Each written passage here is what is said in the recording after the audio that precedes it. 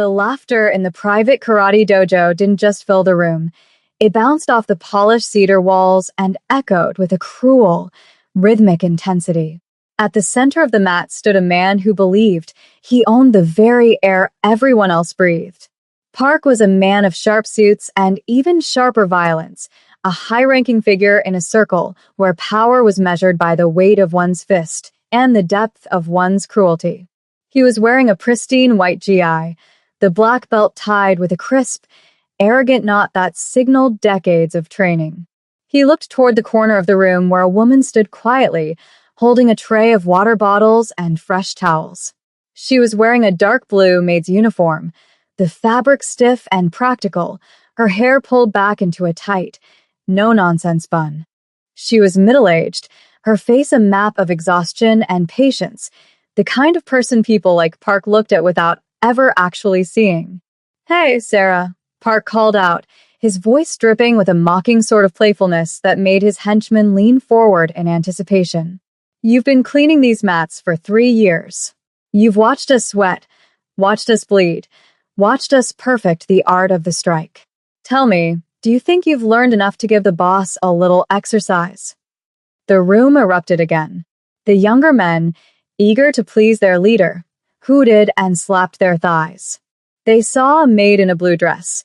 They saw a woman whose only job was to scrub away their sweat. They didn't see the way her feet were planted, perfectly parallel, weight distributed with a mathematical precision that suggested she was rooted into the earth itself. Sarah didn't smile, and she didn't look down. She simply set the tray on a low bench, her movements fluid and devoid of wasted energy. "I am just here to work, Mr. Park," she said, her voice a calm, low hum that seemed to vibrate beneath the noise of the crowd. But Park wasn't looking for an excuse. He was looking for a spectacle.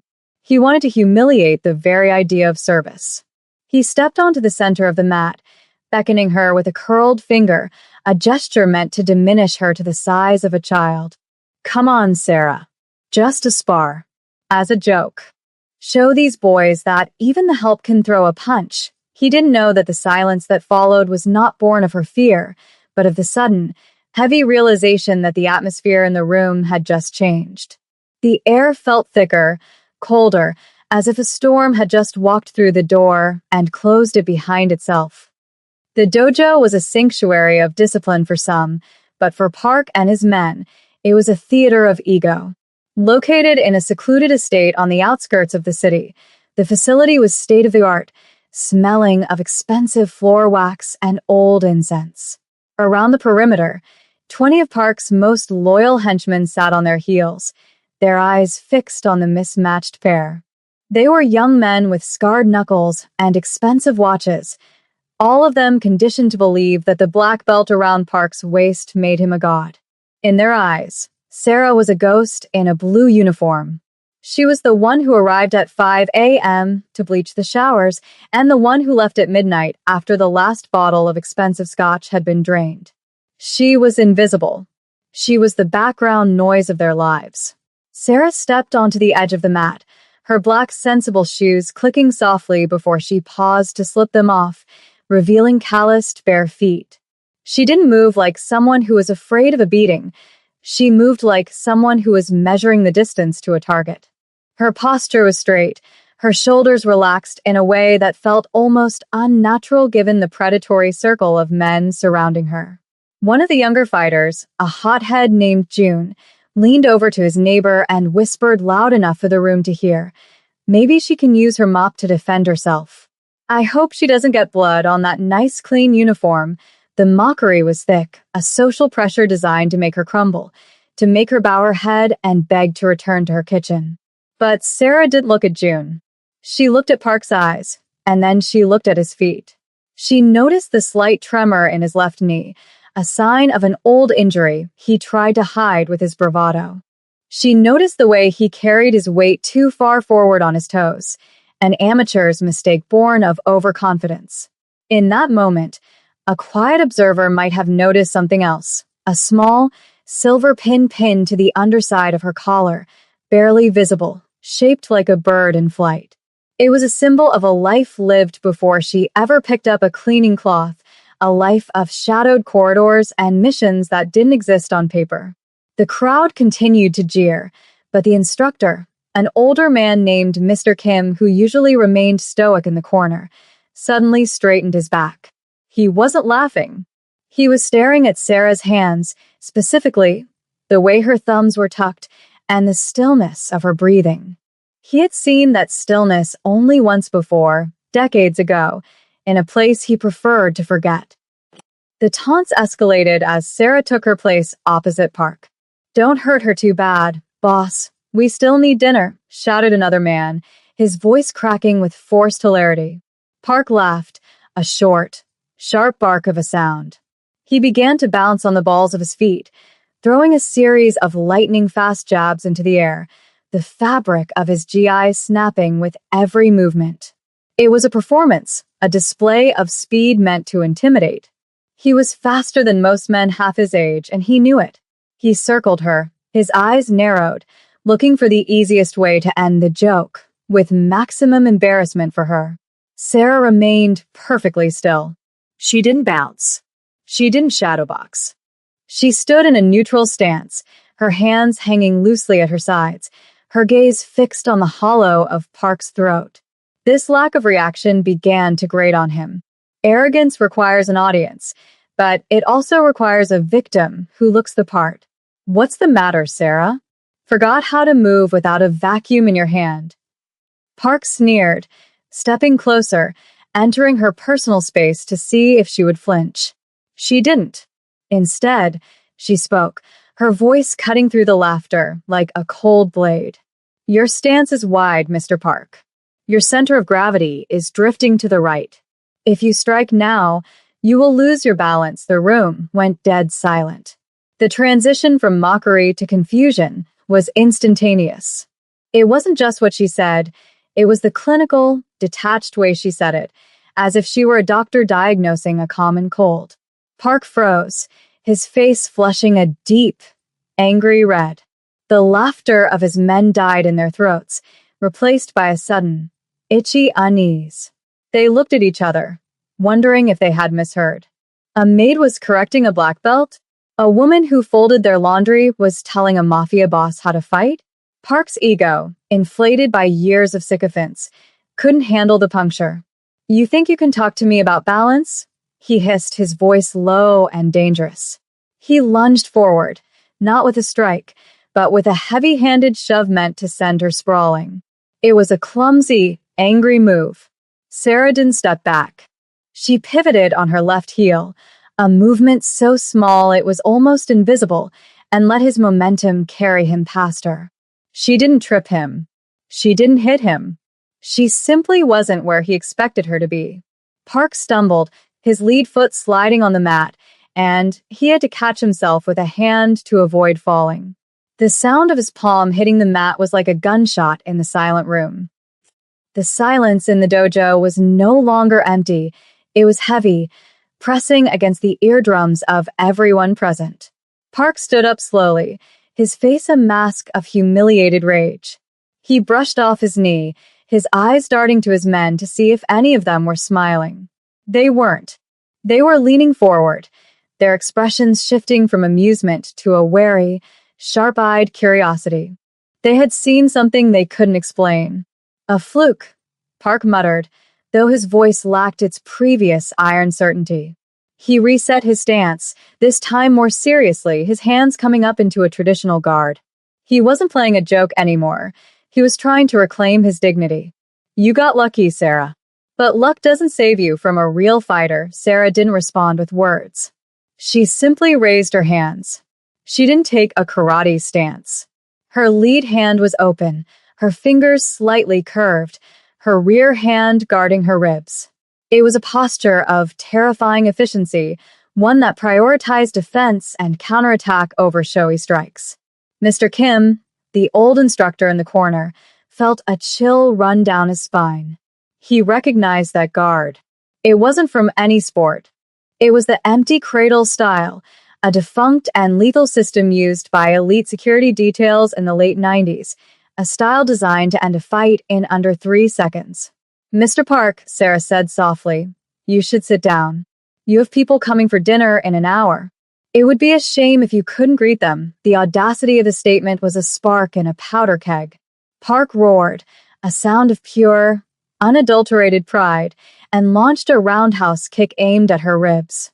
It was a powerful blow, one that would have snapped the bones of an average person. Sarah didn't block it with her arms.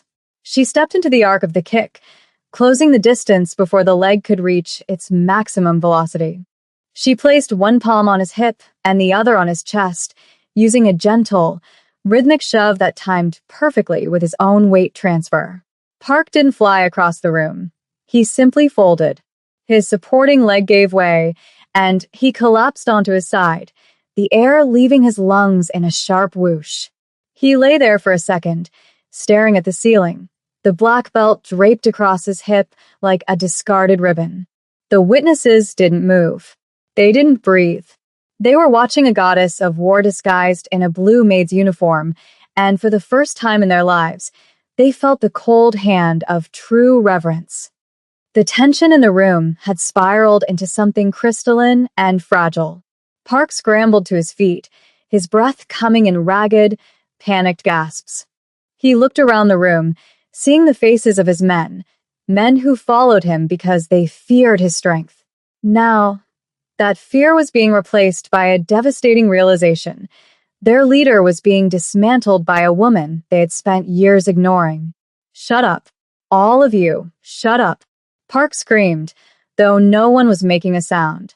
He turned back to Sarah, his eyes bloodshot. He reached into the waistband of his GI, his hand hovering near the small of his back, where he usually kept a concealed blade. The room gasped. This was no longer a spar. It was a desperate man trying to erase a witness to his weakness. "Boss, don't." June called out, but it was too late. Park lunged, his hand whipping forward. Sarah's reaction was a blur of blue fabric and brown skin. She didn't wait for the strike. She moved with a controlled dominance that made Park's aggression look like the flailing of a child. In one fluid motion, she caught his wrist, her thumb pressing into a specific nerve cluster. The blade, a small, ceramic folding knife, clattered to the mat. She didn't stop there.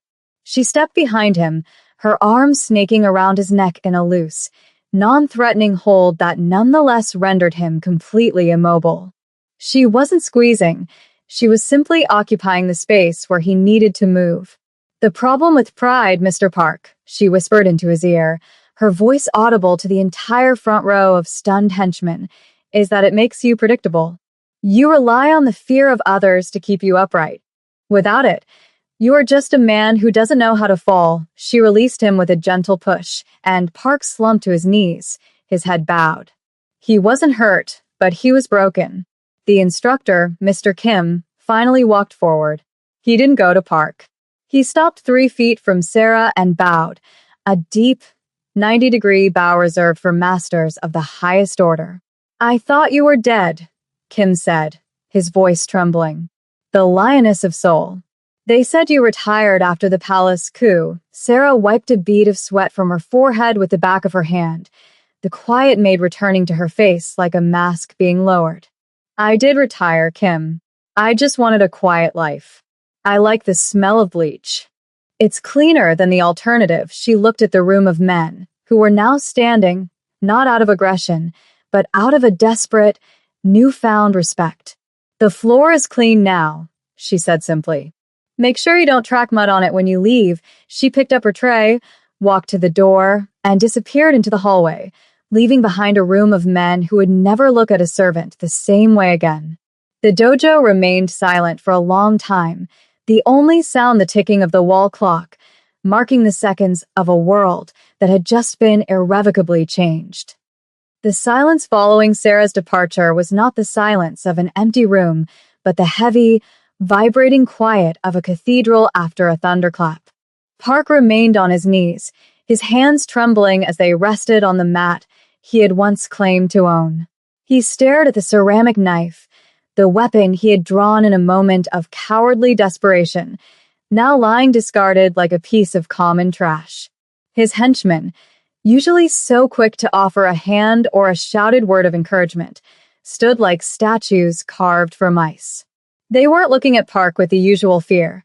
They were looking at the doorway through which the lioness had vanished, their faces pale with a mixture of terror and sudden, profound enlightenment.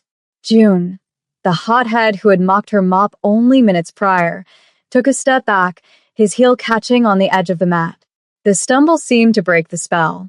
"Boss," he whispered, his voice cracking, but he didn't move to help. He saw the way Park's shoulders shook, the way the black belt seemed to shrink in the presence of a woman who didn't even need a title to command the room. Mr. Kim, the instructor, remained in his deep bow long after Sarah had left the room. He knew what the others were only beginning to grasp. They hadn't just seen a fight. They had seen a ghost of a forgotten era, a master who had chosen the life of a servant over the life of a killer. "Do not move," Kim commanded, his voice regaining its authority, though it was now tempered with a strange, somber reverence. "None of you are worthy to stand on this mat today. You came here to learn how to hurt people. She stayed here to teach you how to be human." He looked down at Park, who finally looked up, his eyes hollowed out by the sudden vacuum of his own ego. The joke had ended, and in its place was a cold, hard truth that none of them could unsee. The confrontation forced a shift in the dojo's gravity that felt physical. For the next hour, no one spoke. The henchmen began to move, but not with their usual swagger. They picked up their gear with hushed, hurried movements, avoiding each other's eyes as if the shame of their collective laughter was a contagious disease. Park had retreated to the shadows of the locker room, leaving the main floor to the silence and the ghost of Sarah's presence. It was then that a third party intervened. The elder, a man named Han, who was the silent benefactor of the syndicate, arrived for his weekly inspection. He was a man of 80, walking with a cane, his eyes milky with age, but sharp with intuition. He stopped at the edge of the mat, his nostrils flaring. He didn't look at the disarray or the lingering tension. He looked at the floor. He saw the slight scuff marks where Sarah had pivoted, and he saw the discarded knife. "Who was here?" Han asked, his voice a dry rasp that commanded instant stillness. Mr. Kim stepped forward, his head lowered. "The maid, sir." "Sarah. She." She sparred with Park. Han's eyes widened, a flash of recognition crossing his weathered face. He walked to the spot where Sarah had stood and touched the mat with the tip of his cane. "You didn't call her Sarah," Han whispered, a ghost of a smile touching his lips. "You called her by her true name, didn't you? You called her the lioness." The room went even colder. The younger men looked at Han, then at Kim, the pieces of the puzzle finally clicking into a terrifying whole. "She wasn't just a maid," Han continued, turning to the crowd. 20 years ago, she was the reason the Blue House didn't fall. She was the shadow that protected the people you think you're better than. And she chose to clean your floors because she thought you were worth saving from your own arrogance." The revelation hit the men like a physical blow. The woman they had treated as furniture was a living legend, a person whose history was written in the blood of those far more dangerous than any of them. The showdown had reached its psychological peak, but the lesson was only beginning. Park finally emerged from the locker room, no longer wearing his white GI. He was dressed in a simple suit, his head bowed, his movements hesitant. He walked toward the elder, but his eyes were searching the hallway. He found her in the small break room, sitting on a plastic chair, sipping a cup of lukewarm tea. She had already put her shoes back on. The silver bird pin on her collar caught the light of the flickering fluorescent bulb. Park stopped at the doorway, the man who had ordered hits and broken bones now looking like a schoolboy facing a principal. "I didn't know," he said, his voice barely a whisper. Sarah didn't look up from her tea. "You didn't need to know who I was to treat me like a person, Mr. Park. That is the failure. You only respect what you fear." The words were quiet, devoid of anger, which made them cut deeper than any strike. Park stood there for a long minute, the weight of his own cruelty pressing down on him. He realized that for 3 years, he had been walking past a master, mocking a woman who could have ended his life with a flick of her wrist, and she had responded by making sure his water was cold and his towels were clean. It was a level of discipline he couldn't even fathom. "What do I do?" Park asked. Sarah finally looked at him, her eyes steady and ancient. "You start by picking up the trash," she said. "And tomorrow, you arrive at 5 a.m., not to train." To Scrub, the demand was a total reversal of power, a public humiliation turned into a path for redemption. A mafia boss being told to do the work of a maid, and for the first time in his life, Park didn't feel the urge to strike back. He felt a desperate, clawing need to earn the right to stand in her shadow. The aftermath was a slow-burn montage of a community in flux. The next morning, the sun hadn't even breached the horizon when the heavy iron doors of the dojo creaked open. Park was there, but he wasn't alone. 5 of his highest-ranking henchmen were with him, all of them stripped of their expensive watches and silk shirts, wearing plain gray sweats. They didn't go to the mats to kick bags. They went to the supply closet. Sarah was already there, handing out buckets and mops with the same detached, professional calm she had shown for years. No one spoke. The only sound was the sloshing of soapy water and the rhythmic scrubbing of brushes against wood. The arrogance that had defined the dojo was being washed away, layer by layer. The younger fighters who arrived later that morning stopped at the door, paralyzed by the sight of their feared leader on his hands and knees, scrubbing the very spot where he had fallen. They didn't laugh. They didn't cheer. One by one, they set down their gym bags, took off their shoes, and asked for a cloth. The culture of the syndicate was changing, not through a lecture, but through the quiet, crushing weight of Sarah's example. She didn't supervise them with a whip. She simply worked alongside them, her movements a masterclass in humility. The silver bird pin stayed on her collar, a silent reminder of the power she held in reserve, a power she chose not to use as a weapon, but as a mirror. As the weeks passed, the dojo transformed from a place of ego into a place of genuine study. The laughter was gone, replaced by a focused, reverent silence. Park never put his black belt back on. He wore a white belt, the mark of a beginner, and he sat at the back of the class. The maid's uniform remained Sarah's primary attire, but the way the men moved around her had changed. They cleared a path when she walked by, not out of fear, but out of a quiet, soul-deep reverence. One evening, after the cleaning was done, Sarah left a small object on the center of the mat, the ceramic knife Park had tried to use. It had been cleaned and polished, its blade dulled so it could never hurt anyone again. It sat there as a symbol, a lingering reminder of the day the joke died, and a group of men finally learned how to stand tall by first learning how to kneel. The community had been sobered, the loud arrogance of the Mafia replaced by the quiet competence of those who know that true strength doesn't need to shout. Sarah walked out into the cool night air, the dark blue of her uniform blending into the shadows. She had a long walk home, and there was more work to be done tomorrow.